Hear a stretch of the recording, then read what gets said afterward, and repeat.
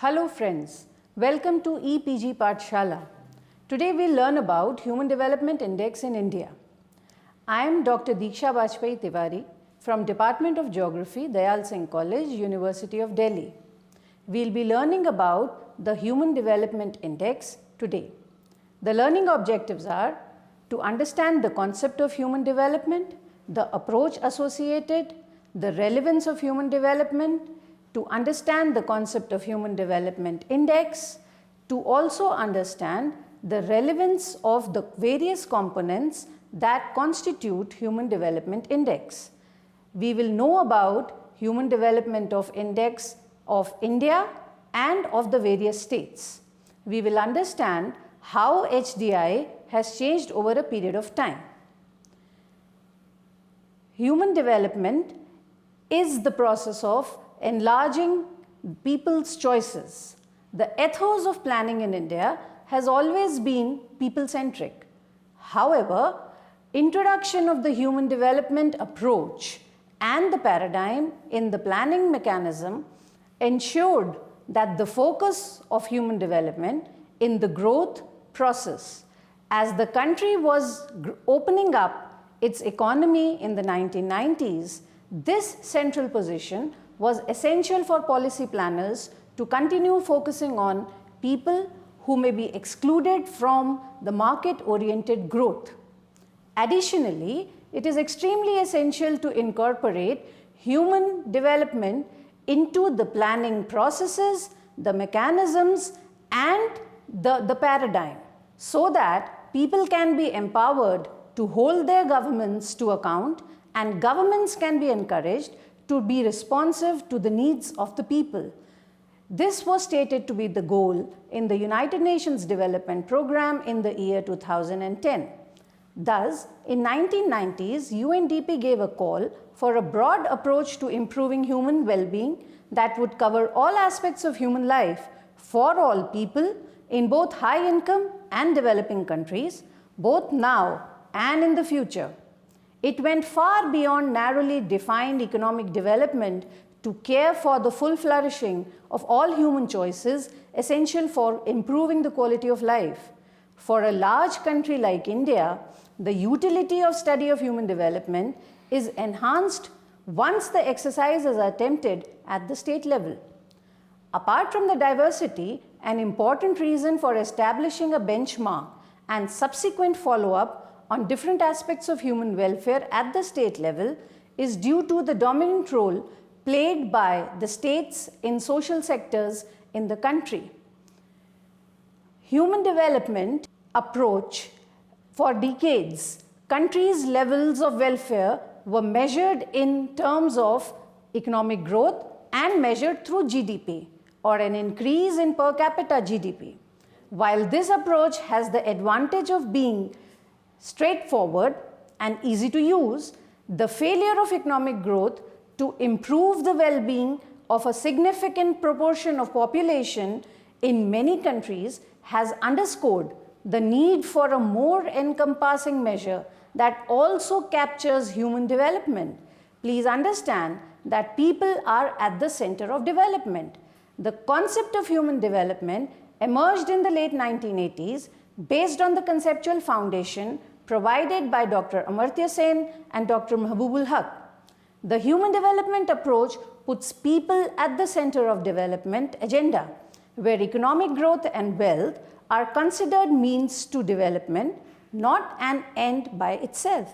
Put simply, the starting point for the human development approach is the idea that the purpose of development is to improve human lives by not only enhancing income, but also expanding the range of things that a person can be and can do, such as be healthy and well-nourished, be knowledgeable, and to participate in community life. Seen from this viewpoint, development is about removing the obstacles to what a person can do in life, obstacles such as lack of income, illiteracy, ill health, lack of access to resources, or lack of civil and political freedom. The first Human Development Report defined human development as a process of enlarging people's choices to lead a long and healthy life, to be educated, and to enjoy a decent standard of living are the three most critical choices identified in the first Human Development Report. Additional choices include political freedom, guaranteed human rights, and self-respect. History of the concept. Although the rediscovery of the concept is about 30 years old, interest in this subject is not new. Today's belated return to human development means reclaiming an old and established heritage rather than importing and implanting a new diversion. We will also have to understand that human development, the conception or the concept and the words used are new, but the concept and the conception and the idea is an old one. The roots of the concept of human development can be traced to early periods in human history and can be found in many cultures and religions. The idea that social arrangements must be judged by the extent to which they promote human goods dates at least back to Aristotle, years 384 to 322 BC. In ancient Greece, Aristotle argued that wealth is evidently not the good we are seeking, for it is merely useful for the sake of something else. Immanuel Kant continued the tradition of treating human beings as the real end of all activities. And when Adam Smith showed his concern that economic development should enable a person to mix freely with others without being ashamed to appear in public, he was expressing a concept of poverty that went beyond counting calories, a concept that integrated the poor into the mainstream of the community. This inclusion is essential to the concept of human development. However, during the post-Second World War era, the development agenda centered on growth rather than human well-being. The focus was on accumulation of physical capital through savings and investments for promoting industrial development and growth in the war-torn economies. The economic growth paradigm neglected important aspects of development such as income inequalities, unemployment, and disparities in access to public goods and services such as health and education. By the late 1960s and early 1970s, a general shift in the development debate started to take place, where more emphasis was put on social development rather than capital accumulation and growth. The basic needs approach was introduced, putting the basic needs of people such as access to basic education, basic health care, food, nutrition, water and sanitation on the agenda. Fulfillment of these basic needs was seen as a prerequisite for development. In 1990, human development was given a firmer conceptual, quantitative and policy focus through the publication of the first Global Human Development Report.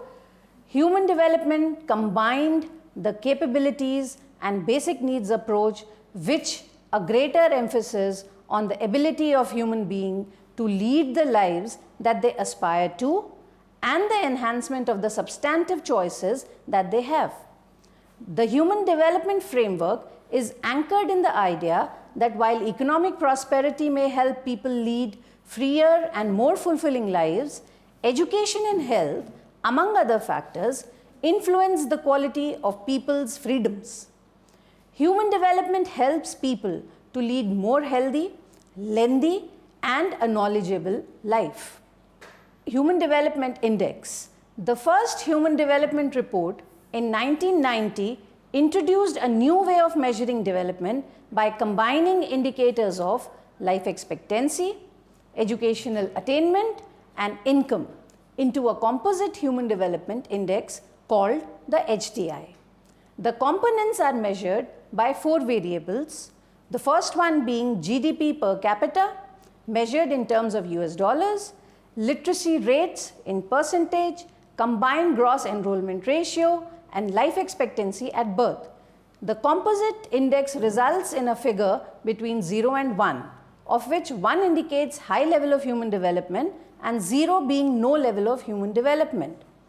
The formulation of the HDI as a measure of human development was based on many objectives, with the following of paramount importance. First one was develop indicators that measure the basic dimensions of human development and the enlargement of people's choices. Please keep in mind that these were the objectives with which HDI was measured and devised, to make use of a limited number of indicators to keep the measure simple, to devise a composite index rather than an excessive number of separate indices, so that there is a comparability of data and the countries can be compared on the same level, to create a measure that covers both economic and social choices, to ensure a flexible measure subject to gradual refinement as analytical critiques emerge, and also to rank countries with the index to advocate for data relevant to human development policies and investments in data collection and analysis. The index as it is currently measured is very basic, consisting of the following dimensions: a long and healthy life measured by life expectancy at birth, knowledge measured by adult literacy rate and the combined gross enrollment ratio at primary, secondary and tertiary levels, and access to resources or a decent standard of living measured by GDP per capita in purchasing power parity PPP US dollar terms. We will now see how the Human Development Index is calculated. Following are the steps involved. There are 2 steps to calculating the HDI. Step 1, creating the dimension indices. Minimum and maximum values, goalposts as they are called, are set in order to transform the indicators into indices between 0 and 1. The maximums are the highest observed values in the time series 1980 to 2012. The minimum values can be appropriately conceived of as subsistence values. The minimum values are set at 20 years for life expectancy, at 0 years for both education variables and at $100 for per capita gross national income GNI. The low value for income can be justified by the considerable amount of unmeasured subsistence and non-market production which are involved in economies close to the minimum, not captured in the official data. Having defined the minimum and maximum values, the sub-indices are calculated as follows. For education, equation 1 is applied to each of the following subcomponents, then a geometric mean of the resulting indices is created, and finally, equation 1 is reapplied to the geometric mean of the indices using 0 as the minimum, and the highest geometric for education equation 1 is applied to each of the 2 subcomponents. Then a geometric mean of the resulting indices is created, and finally equation 1 is reapplied to the geometric mean of the indices using 0 as the minimum and the highest geometric mean of the resulting indices for the time period under consideration as the maximum. This is equivalent to applying equation 1 directly to the geometric mean of the 2 subcomponents. As we can see in the figure, these aspects would be more clear to you. Because each dimension index is a proxy for capabilities in the corresponding dimension, the transformation function from income to capabilities is likely to be concave. Thus, for income, the natural logarithm of the actual minimum and maximum values is used. The second step in calculating the HDI is aggregating the sub-indices to produce the Human Development Index, which is a composite figure. The HDI is the geometric mean of the 3-dimension indices. 1/3 of this index is life, another 1/3 is education, and the last 1/3 belongs to income. We will now study what are the components of Human Development Index in India. We measure knowledge through literacy, literacy level and educational attainment These are the vital indicators of development in a society. Attainment of universal primary education is one of the Millennium Development Goals of the United Nations to be achieved by the year earlier 2015, now 2030. Educational development are considered to be key variables affecting demographic indicators like fertility, mortality, especially the infant mortality, and migration. It greatly contributes in improving quality of life, particularly with regard to life expectancy, infant mortality, learning levels, and nutritional levels of children. Higher levels of literacy and educational development lead to greater awareness on the one hand and help people in acquiring new skills on the other. Literacy is critical for promoting and communicating sustainable development and improving the capacity of people to address environment and development issues. It facilitates the achievement of environmental and ethical awareness, values and skills consistent with sustainable development, and effective public participation in decision-making process. This indicator provides a measure of the stock of literate persons within the adult population who are capable of using written words in daily life and to continue to learn. It reflects the accumulated accomplishment of education in spreading literacy. Any shortfall in literacy would provide indications of efforts required in the future to extend literacy to the remaining adult illiterate population. The number of literates and illiterates aged 7 and above in India, as per the provisional population totals of census of 2011, were over 7 crores and 272 lakhs respectively. It has been a marked improvement in the proportion of literates in the last decades. Literates in 2011 constituted 74% of the total population aged 7 and above, as compared to 65% in 2001. On the other hand, illiterates form 26% of the total population in 2011 as compared to 35% in 2001. In India, between 1980 and 2013, mean years of schooling increased by 2.5 years and expected years of schooling increased by 5.3 years. The national average of mean years of schooling is 4.10 years. All states, with the exception of economically weaker and poorer states of Bihar, Madhya Pradesh, Rajasthan, Odisha and Uttar Pradesh, including the newly formed states of Chhattisgarh, Jharkhand and Uttarakhand and Assam, fare as good as or even better than the nation as a whole in the sub-index of education dimension.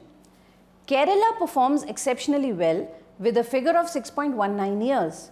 It is followed by Maharashtra and Punjab at 5.12 years. School life expectancy or expected years of schooling is defined as the number of years of schooling that a child of school entrance age can expect to receive if prevailing patterns of age-specific enrollment rates were to stay the same throughout the child's life. This is what the definition given by UNDP in the year 2010. Estimates for states in India are made taking into account age-specific enrollment rates for the age group 6 to 18 years, both inclusive. The national average for expected years of schooling is 9.62 years.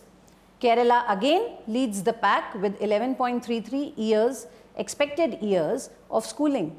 It is followed by Himachal Pradesh 11.05, Tamil Nadu 10.57 and Uttarakhand 10.23. Long and healthy life is measured through life expectancy at birth. This indicator shows the expected years that an individual born will live. The importance of this indicator is that it gives an indication about the kind of health services and amenities available to population. The lower value of life expectancy implies either the health services provided are not sufficient or the work undertaken in life leads to reduction in the years that a person lives. Mortality with fertility and migration determines the size of human population, their composition by age and sex, and the population's potential for future growth. Life expectancy, a basic indicator, is closely connected with health condition, which are in turn an integral part of development. The Program of Action of the International Conference on Population and Development, ICPD, noted that the unprecedented increase in human longevity reflects gains in public health and in access to primary healthcare services. This is taken from paragraph 8.1 and 8.2, which Agenda 21 recognizes as an integral part of sustainable development and primary environmental care. Again taken from paragraph 6.1. The ICPD Program of Action highlights the need to reduce disparities in mortality and morbidity among countries and between socio-economic and ethnic groups. It identifies the health effects of environmental degradation and exposure to hazardous substances in the workplace as issues of increasing concern. Life expectancy is included as a basic indicator of health and social development in and among others the Millennium National Social Data Set endorsed by the United Nations Statistical Commission at the 29th session in 1997, the Human Development Index, the UNDG CCA indicator set and the OECD DAC core indicators. In India, the life expectancy at birth for male was 62.6 years as compared to females 64.2 years according to 2002 to 2006 estimates. Urban male 67.1 years, urban female 70 years have longer lifespan as compared to their rural counterparts. The life expectancy in Kerala is the highest at 74 years and the lowest is in Madhya Pradesh with 58 years. The income component is measured through decent standard of living, GNI per capita. Income provides maternal wealth, which opens up avenues for enhancing the capabilities. Income may not directly lead to a better life, but it certainly improves the standard of living and also gives freedom to make choices in life. It is an important aspect of any human development strategy. Globally, it is important to use standard indicators to calculate the HDI for cross-country comparisons. At the national level, available subnational data should guide the choice of indicators. Per capita income from household surveys can be used instead of GDP per capita. Gross domestic product, GDP, is the monetary value of goods and services produced in a country irrespective of how much is retained in the country. Gross national income, GNI, expresses the income accrued to residents of a country, including international flows such as remittances and aid, and excluding income generated in the country but repatriated abroad. Thus, GNI is a more accurate measure of a country's economic welfare. Gross national product contributes to human development through household and government activity, community organizations, and non-governmental organizations, NGOs. The same level of GNP can lead to a very different human development performance, depending on the allocation of GNP to various groups and to distribution within each category. The propensity of households to spend their income on items which contribute most directly to the promotion of human development, for example, food, potable water, education and health, varies depending on the level and distribution of income across households, as well as on who controls the allocation of expenditure within the households. In general, as the income of the poor rise, the proportion of income spent on human development increases. This is a view given by Behrman in the year 1999 and 1996. we'll talk about the composite development profile of India. Human Development Index in India in the year 2013 was 0.586. This is in the medium human development category of countries. India ranks 135 out of 187 countries and territories. Between 1980 and 2013, India's HDI value increased from 0.396 to 0.586, an increase of 58.7% or an average annual increase of 1.41%. India's 2013 HDI of 0.586 is below the average of 0.614 for countries in the medium human development group and below the average of 0.588 for countries in South Asia. From South Asia, countries which are close to India in 2013 HDI rank and to some extent in population size are Bangladesh and Pakistan, which have HDIs ranked 142 and 146 respectively. The major states are distributed between the categories of countries with medium and low human development as per the Human Development Report 2013 classification. Kerala, with a global HDI of 0.625, is in the medium HDI category. Other major states in this group are Punjab, Himachal Pradesh, Haryana, Maharashtra, Tamil Nadu, Karnataka, Gujarat, West Bengal and Uttarakhand. 9 other states, namely Andhra Pradesh, Assam, Uttar Pradesh, Rajasthan, Jharkhand, Madhya Pradesh, Chhattisgarh, Bihar and Odisha fall in the low HDI category. While India is ranked 135 out of 169 countries in the global HDI, our estimates for different states range from 101 for the state of Kerala, whose global HDI estimate places it between Philippines and the Republic of Moldova, to 152 for Odisha, whose global HDI estimate places it between Myanmar and Yemen. The HDI was created to emphasize that people and their capabilities should be the ultimate criteria for assessing the development of a country, not economic growth alone. The HDI can also be used to question national policy choices, asking how two countries with the same level of GNI per capita can end up with different human development outcomes. These contrasts can stimulate debate about government policy priorities. The Human Development Index, or the HDI, is a summary measure of average achievement in key dimensions of human development, a long and healthy life, being knowledgeable, and have a decent standard of living. The HDI is the geometric mean of normalized indices for each of the 3 dimensions. Central to the human development approach is the concept of capabilities. Capabilities, what people can do and what they can become, are the equipment one has to pursue a life of value. Basic capabilities valued by virtually everyone include good health, access to knowledge, and a decent material standard of living.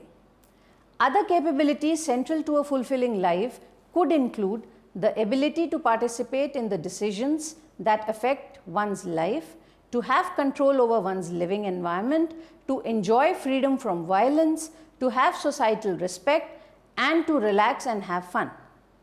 Other capabilities central to a fulfilling life could include the ability to participate in the decisions that affect one's life, to have control over one's living environment, to enjoy freedom from violence, to have societal respect, and to relax and to have fun.